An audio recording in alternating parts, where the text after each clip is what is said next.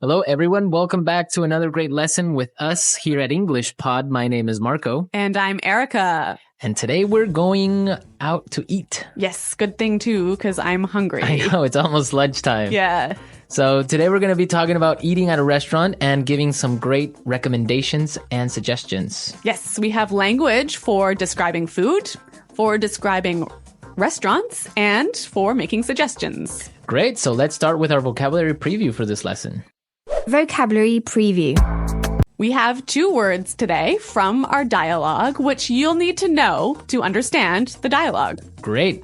The first one that we have today is food poisoning. Food poisoning. Food poisoning. Food poisoning. So food poisoning is not a good thing. not a good thing. It is when you eat some bad food and that food makes you sick. Yeah. So you get food poisoning. Okay, so food poisoning, yeah, not a good thing. Okay, the next word. Allergic. Allergic. Allergic. Allergic.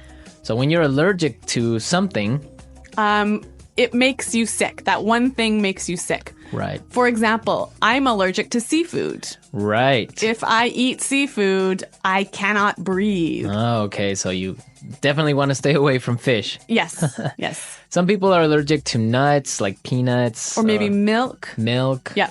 Cool. So when one type of food makes you sick, you are allergic to that food. Okay, great. So with this in mind, now we can listen to our dialogue for the first time at its normal speed. But don't worry if you don't get everything now because We'll come back and teach you the important language.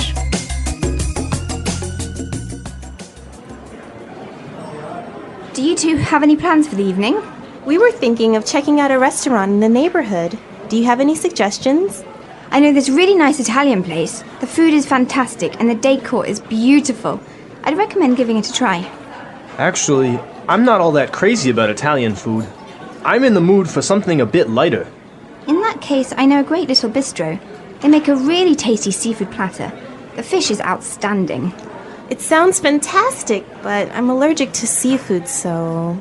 Okay, well, let me think. Oh, I know this great little place. It's just a hole in the wall, but they do the most amazing sandwiches. You've got to give them a try.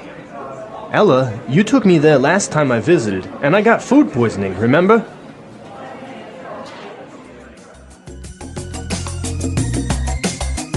Well, I'm getting hungry just thinking about all of those great restaurants. yeah, some really good recommendations, except for food poisoning, right? No, not so good. Let's start with our language takeaway for this lesson. Language takeaway. Our first word on language takeaway is check out. Check out. Check out. Check out. So we have some great examples on how we can use check out in different situations, and then you can understand the meaning. Example 1. Have you been to the new cafe next door? Yeah, I checked it out yesterday. The food was great. Example 2. Hey, check out my new car. Example 3. I'm going to check out that new shopping mall this weekend. So I can understand that it just means look at. Yeah, look at. Or go see. So let's go check out that new bar in town. Yeah, okay, Okay. cool. Next word is bistro. Bistro. Bistro. Bistro. So what's a bistro? It's kind of complicated, but it's like a small restaurant that's not really cheap though. Not so cheap, but not so expensive. Uh-huh. And it's usually French. Yes. So it's Yeah, small informal restaurant. yeah, bistro. Okay. So our third phrase for today is not all that crazy about. Not all that crazy about. I'm not all that crazy about. Okay, again, kind of a funny phrase, but we've got some examples that will help you understand the meaning. Example 1. Do you want to go shopping with me tomorrow?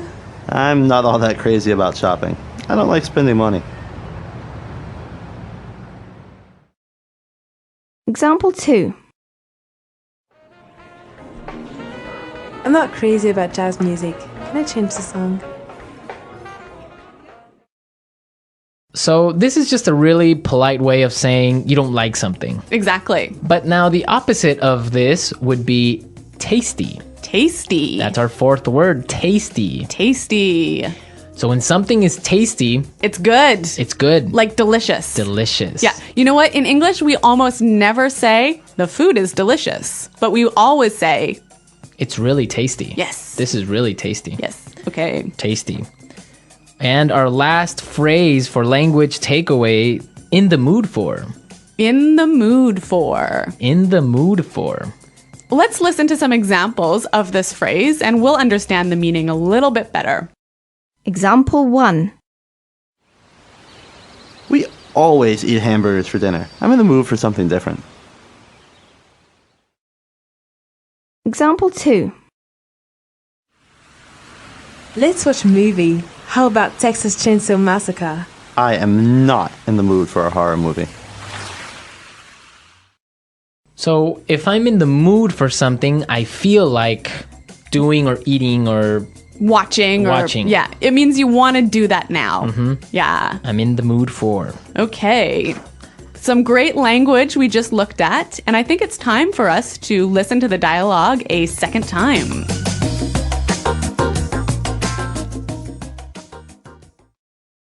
Do you two have any plans for the evening? We were thinking of checking out a restaurant in the neighborhood. Do you have any suggestions? I know this really nice Italian place. The food is fantastic and the decor is beautiful. I'd recommend giving it a try. Actually, I'm not all that crazy about Italian food. I'm in the mood for something a bit lighter. In that case, I know a great little bistro. They make a really tasty seafood platter. The fish is outstanding. It sounds fantastic, but I'm allergic to seafood, so... Okay, well, let me think. Oh, I know this great little place. It's just a hole in the wall, but they do the most amazing sandwiches. You've got to give them a try. Ella, you took me there last time I visited, and I got food poisoning, remember?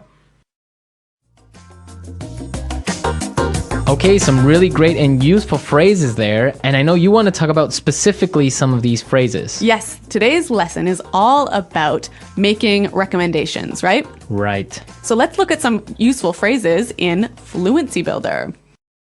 Fluency Builder. So in the dialogue, we heard a great way of asking for a suggestion. That's right. Let's listen. Do you have any suggestions? Do you have any suggestions? So that's how you would ask for a suggestion. Or you can say something else like, do you have any ideas? Yeah, or you might say, do you have any thoughts? Okay, so Three that's great ways. asking for suggestions. Yep. In response to this, you can say something like this. I'd recommend giving it a try. I'd recommend giving it a try.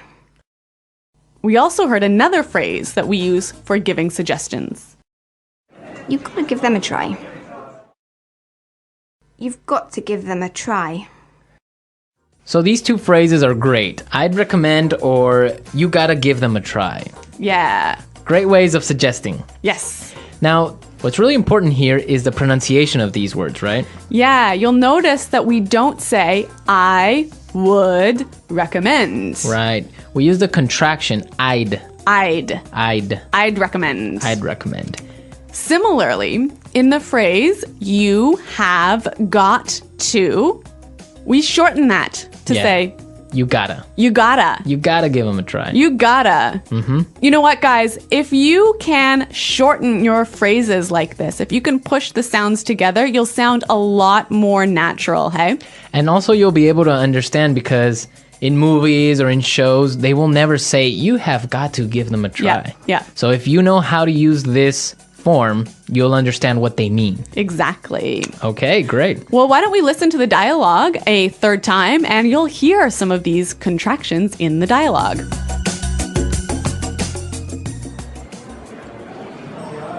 Do you two have any plans for the evening?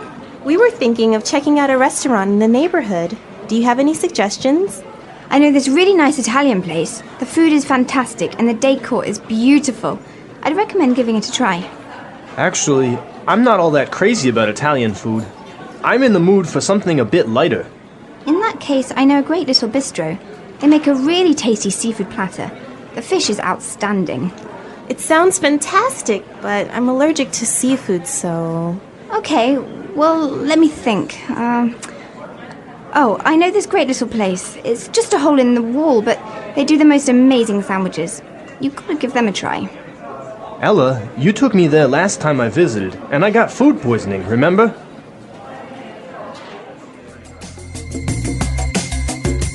Okay, great dialogue. And Erica, I know that you have some food poisoning stories for us. Well, I don't know about stories, but I've definitely had food poisoning before. Yeah. One of the worst times that I ever had food poisoning was when I was traveling in Morocco. Okay. I had some really amazing orange juice, really fresh, squeezed that day in the morning. And then I got on a bus. Okay. I think you can see where this is going. Yeah, so I was on the bus and then I started to feel really sick. And I was just hoping that the bus ride would be over soon. Yeah. But unfortunately it wasn't. Oh, no. All I can say is that I was sick. And all I can say is that I was pretty sick and really, really unhappy. Yeah, I bet. Well, that's very strange that you got sick from orange juice, huh? Well, yeah, maybe it was with some dirty water or something like that. I don't know. It was a terrible situation. Yeah, it's always complicated when you're traveling to other countries. It could be the water. It could be the way they prepare things. So Yeah. Food poisoning. Guys, I hope that you don't get food poisoning. And if you have any food poisoning stories, it would be great for you to share them. Yes, at our website, englishpod.com. And we'll see you there to answer all your questions and comments, but now we have to go. Okay, guys, thanks for listening. We'll see you there. Bye-bye. Bye.